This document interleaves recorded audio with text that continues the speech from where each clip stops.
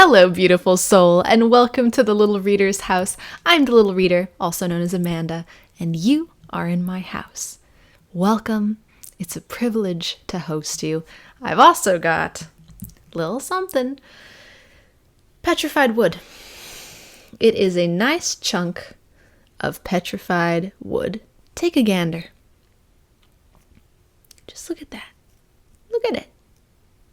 Isn't that crazy? It's like a rock. You hear that? At first it was afraid. Okay. Never mind. Just kidding. But you get it? You get it? Okay. I swears, I haven't had any caffeine. It's just in me today. The energy, the light. And I'm here to share it, beautiful soul, like I do. So I'm going to set this down and we're going to get to talking. The message is coming through in a sense, a little less of a poetic, rambling channeling and more of an educational, informative, channeling inspired message. So get cozy, get comfy, let's breathe.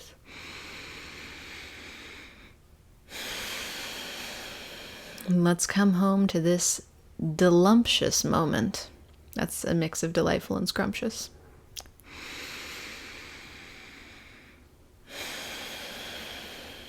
And let's just open the door of our hearts if we can. Mine's a little squeaky. Needs to be oiled. But open the door of your heart if you can. And that's kind of what the topic of today's message is. What do you mean, little reader? Open the door to your heart if you can? What? So, for those who are regulars, hello, beautiful souls. You understand this set of factions, if you will, or realms that we experience in the human experience. The realm of mind, the realm of form, that which is materialized, material, like this, and like this, and the realm of heart. We've got all other kinds of realms that we can push our awareness and our consciousness into. But these are the baselines. We start out with these. And Spirit wants to very directly address the realm of heart today.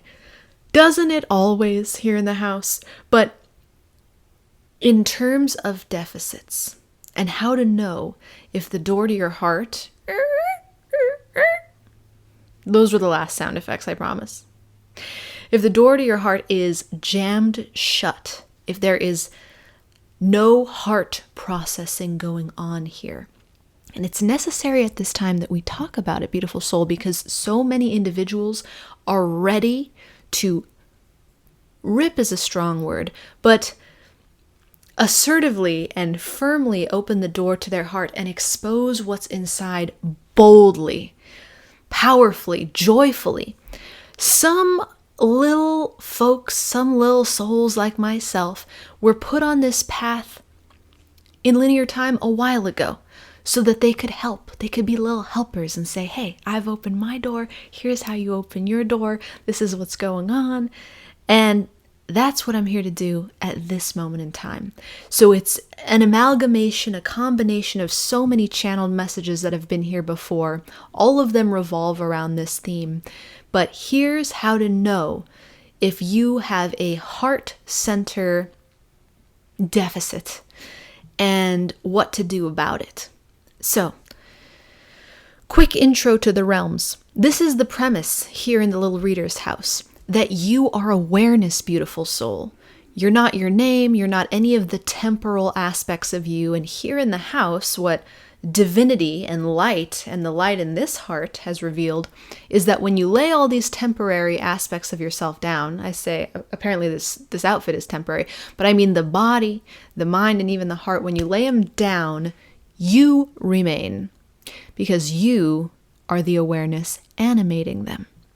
Now, if you don't identify as that and that sounds like completely confusing mumbo jumbo, then you've come to the right place, baby. Welcome. We're all at this juncture in time and space, 2024 when this is being recorded, we are all growing up and existing as our most temporary aspects.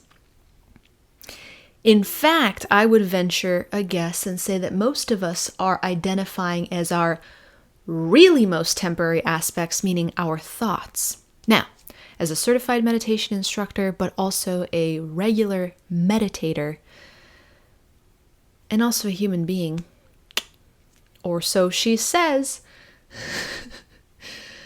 I watch the thoughts, man. I watch them. There are thousands of them an hour. And yet we find ourselves identifying with those thoughts as absolute truths. Whether they're our beliefs about the way the world is, the way we are, the future, the past, the truth, or whether they're really passing things like what we want for breakfast, or our opinion about something we're witnessing, or whether they're just thoughts about thoughts, real abstract shapes, colors, numbers. There's a whole world up there. That realm is shared. It's collective. And depending on the genetic patterning in the body, the experiences that the body has been through, the environment that the body is placed in, the traumas that the body has endured, the substances that the body is taking, throw sugar in there too, and caffeine. All of that affects the way the mental link connects to that collective realm.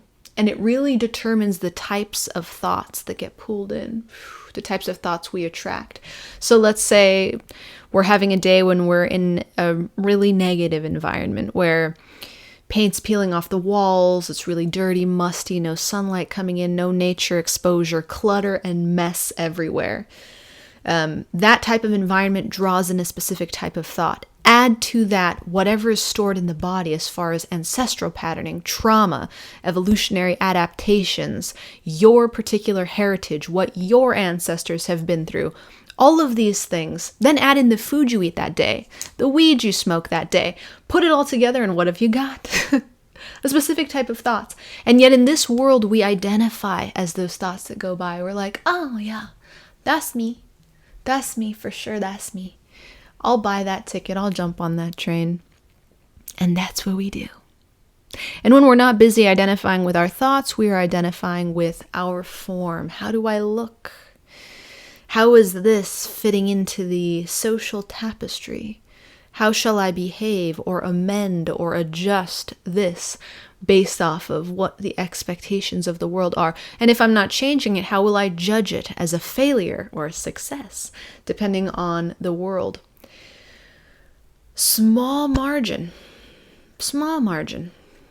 of the population at this time, but growing every day, is with this heart space. And those that are typically looking at it as an emotional compass and still identifying as emotions. So this segment of the population may not be identifying as their thoughts necessarily, or as their form, but they might be identifying with what passes through here. Excitement, rage, loneliness, depression, anxiety, pain, suffering, or even joy. And in identifying with any of those, when there are mood fluctuations, it leads to an identity crisis. Oh my gosh, well, I'm not happy right now, so what am I? I'm not sad right now, so what am I? And when we can't feel anything here, I'm numb. I got nothing. I'm nothing. So this world we live in at this perfect time, it's a perfect world for a perfect time. Not perfect in that it doesn't have a load of suffering in it, but perfect in that it is the stepping stone to peace and bliss for every individual. And you're here, so you're about to take us that much closer. Thank you.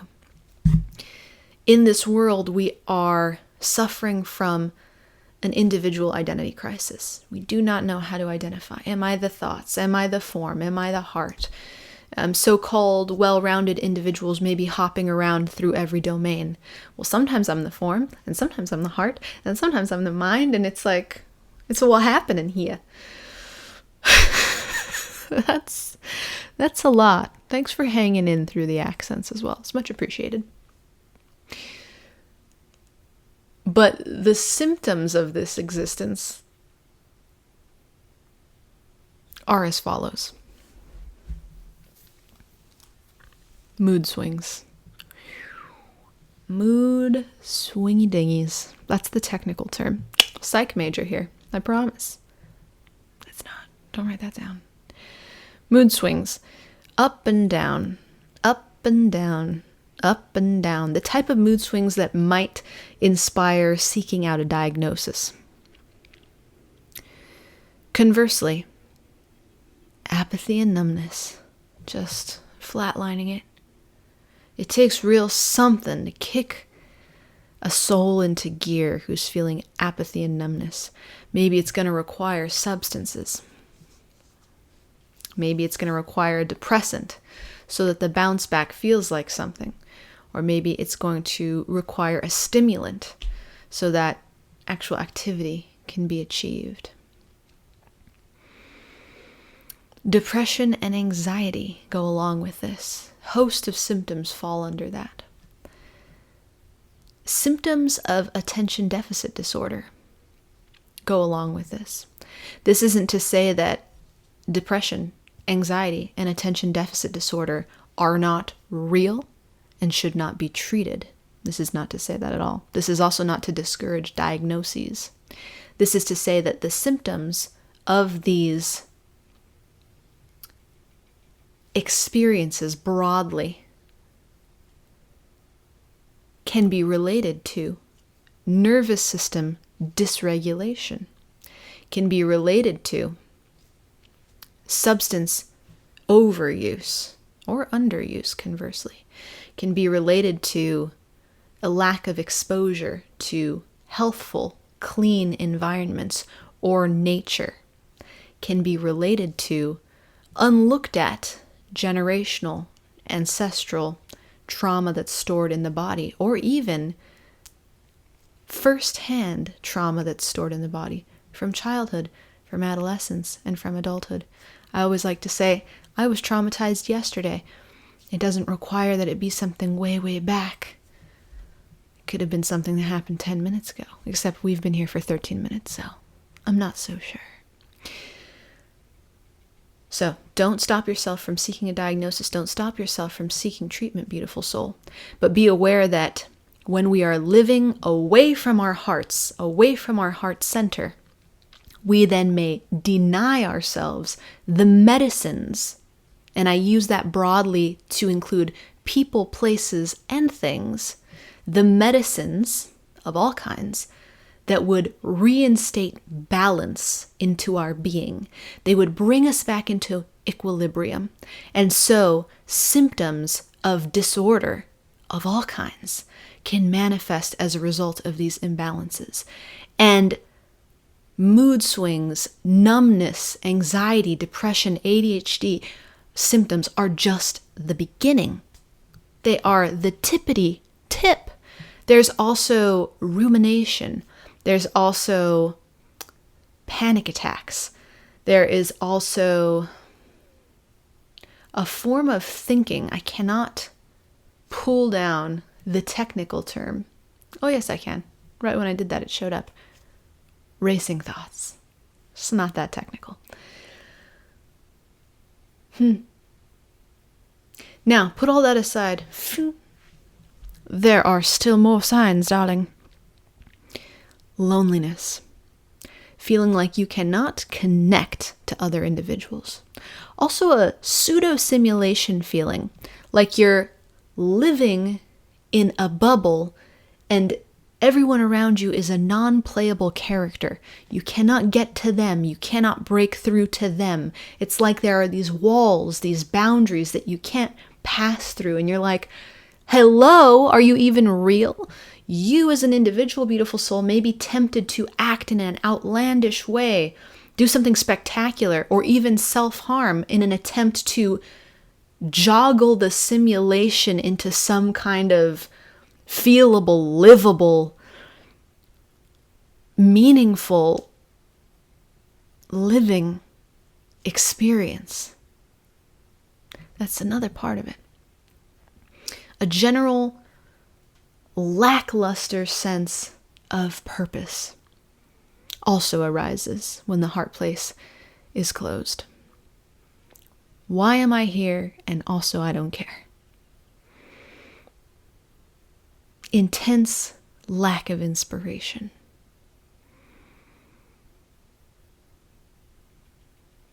Intense burnout. Intense exhaustion. Or conversely, because we live in this glorious, paradoxical world in which often two opposite extremes are one and the same. Fast-paced living. Cannot slow down. Cannot stop. Hand over the Coke. And I don't mean the canned kind.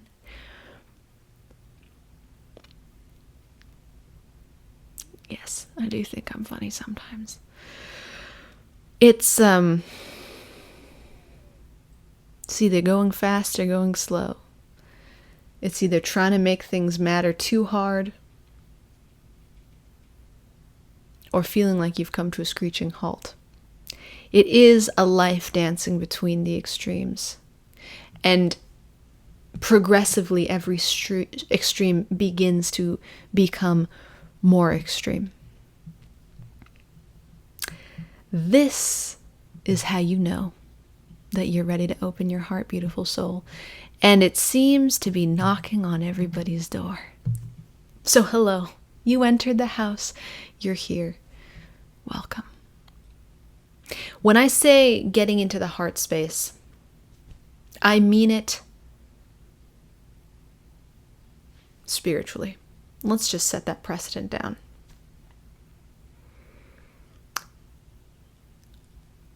I also do not mean continuing to or learning to identify as your emotions.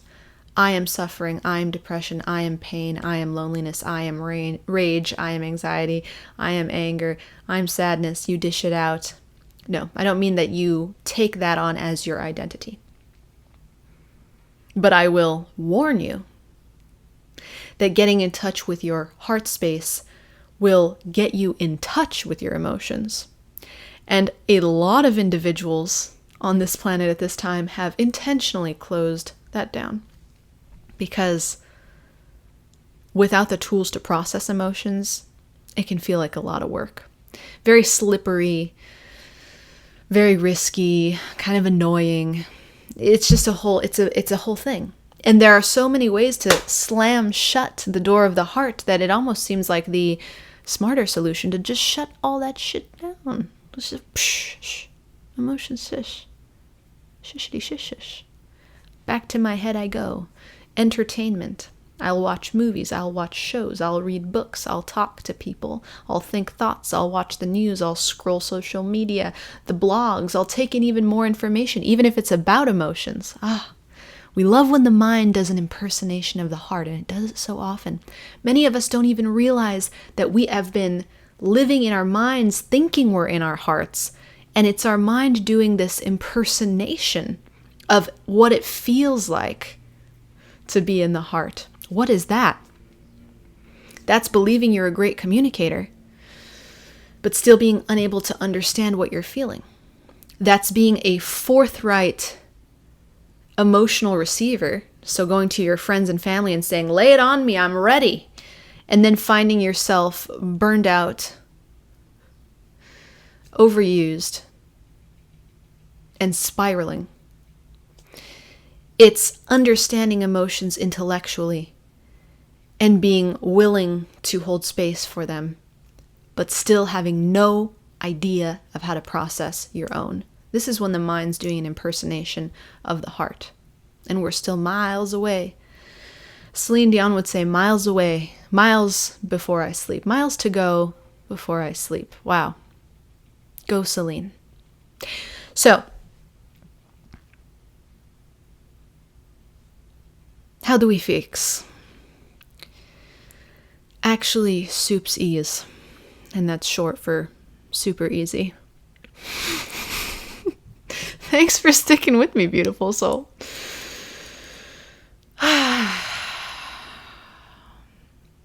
We change our identity. We change our identity. What does it mean? We're not throwing away the form. We take complete ownership of it. We're not throwing away the mind. No.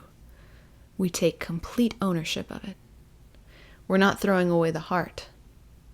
Can you guess what we do there? Yeah, we exactly take complete ownership of it. What does it mean to take ownership of it?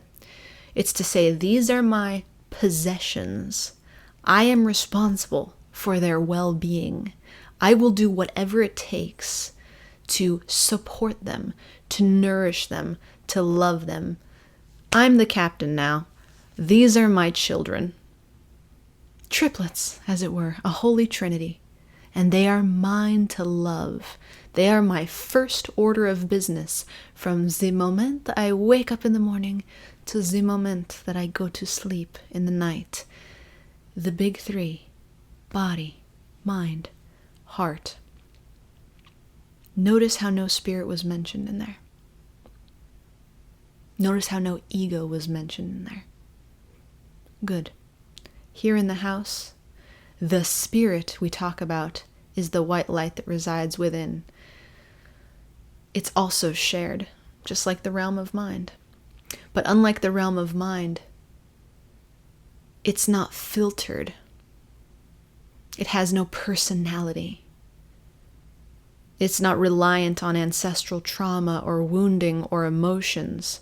Instead, we look at this space, center of the chest, as a portal to divinity, unfiltered, the white light of awareness, that which animates everything. And ultimately, that is the identity that we claim. I am that. The awareness itself. Now, here in the house you'll find innumerable transmissions about that. Little tips and tricks, little nuggets from spirit about how to be one with the moment, how to feel a sense of peace, how to transcend fear, how to tap into liberty, how to embrace diversity. And ultimately, those are all tools, and they all knock on the intellectual door. But the biggest desire of spirit for this trajectory that you are on, beautiful soul, this pivot point, is that you learn that this space that exists within you has everything you need. The little reader's house could disappear tomorrow. And if you took away from it the fact that you have a white light inside of you, and you can access it at any time, and it has everything you need, then my purpose was fulfilled. That's it. Living in the heart, what does it mean? It means that we don't process our daily life first and foremost through the mind anymore. We don't rely on the judgments of the mind, the opinions of the mind, the sounds of the mind, the tugging of the mind to dictate our experience. At first, it becomes background noise. Eventually, it disappears. Next, it means that we don't rely on the body to dictate our experience. The body and the mind are very linked because it is the formed aspect of the body that dictates the type of thoughts and patterns that will pass through the mental realm. So as a result, they're very mirrored. The mind is the realm of half forms. They're not tangible yet, but they've either just passed or they're coming up next. A world that wants your awareness and your energy desperately, so will do whatever it takes to pull you back up there. In terms of the form, it will pull on you when it needs your attention if it's failing. Digestive issues, health issues, back pain, chronic ailments, disease, acute injuries, you name it, it's there. But the mind will also find ways to make the body distract you from being present. Neither are our enemies.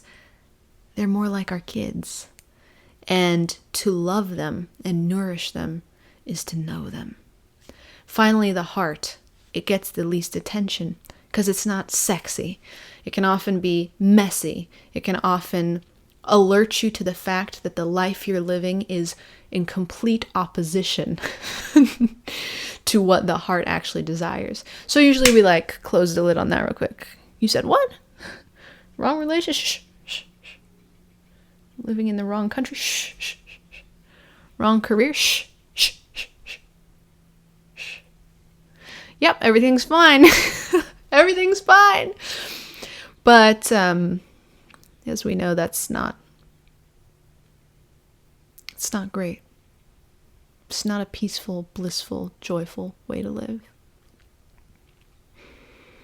No, it hurts. Spirit wants to wake humanity to the possibility now that it's possible to have a blissful, joyous experience. That although the mind may judge circumstances, both external and internal, as real shitty, somehow it is possible to transcend the circumstances and feel bliss and peace now, without having to reorient the entire globe, without having to educate, inform, and change the opinions of the world, without having to upgrade the self, revamp the self, even change the self, even a smallest of a degree. Now. Bliss and peace is accessible now. This is the purpose of living from the heart. And as we live from the heart, it's contage. That's short for contagious. It's contagious. It starts to rub off effortlessly. It's like being a walking light bulb that's always on. Don't overthink it. The mind gets scared. Wait a second, change? Not necessarily, beautiful mind. You'll still be loved. You'll still be taken care of. And believe it or not, the mind adores bliss and peace. It still has a role in bliss and peace. It just changes the sound of its voice into an ally rather than an enemy. But the mind is seeking a leader, and it does not a good leader make. The form is seeking a leader. In terms of its leadership abilities, it usually gets so wrapped up with the mind that it's hard to distinguish the two. But the form does make a pretty good leader. We'll talk about that another time. The leadership that Spirit's asking us to move toward, however, is the heart. At this juncture in time-space reality, that's the home run. That's the best leader we got. And what this leader will do, if you live from this place, it will balance your life. It will take your form, your body, to the greatest level of health it's ever been. It will bring ease to your mind. It will unlock, cleanse, and purge all of the emotions that are stored here and don't want to be looked at, sometimes even this quickly. Not over years and years and years of delving and diving, unless you want it to be, beautiful soul. That's up to you. But quickly, beautifully, artfully, poetically, it will repel influences that are not to your benefit, like opposite magnets, and it will draw in influences that are to your benefit. Influences, environments, people, places, things, like a perfectly matching magnet. The polarity will be glorious. But above all the ways that it will change your external life, and it will, what it will do the most is bring you bliss and peace now. And interestingly, all systems, all realms, from the mind to the body to the heart itself, work best when bliss and peace are running the show. Work best when love is at the helm. And this is not a belief system. This is not a religion, a cult. It's you. It's just coming home to you.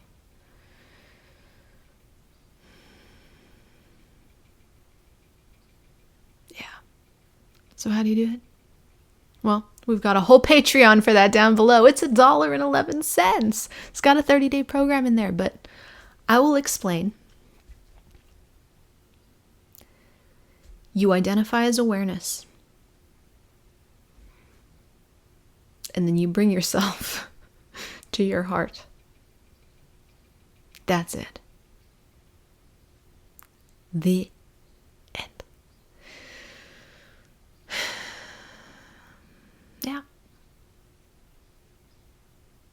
So, what are you waiting for, beautiful soul? Bliss and peace are now. They're this moment. Your heart is your compass. It holds a portal directly to the white light of awareness. It is a realm between the formed and the non-formed.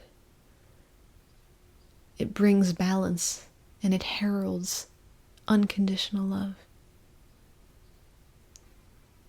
It's the safest space I've ever known. And it's already in you. Just asking for you to open up the door. It's the antidote to the symptoms we mentioned at the beginning. But it's so much more. It's the way. So, if you're ready, resources down there, or stick around here, the Little Reader's House. We do talk about it every damn day. That's where we're leaving it today, beautiful soul. It's been an honor and a privilege to have you. Thank you so much for joining me in the house. I'll meet you here in the heart. And until that time, I'm sending you all the love I've got. Always more, never less. Because you are so very worthy of it. Bye for now.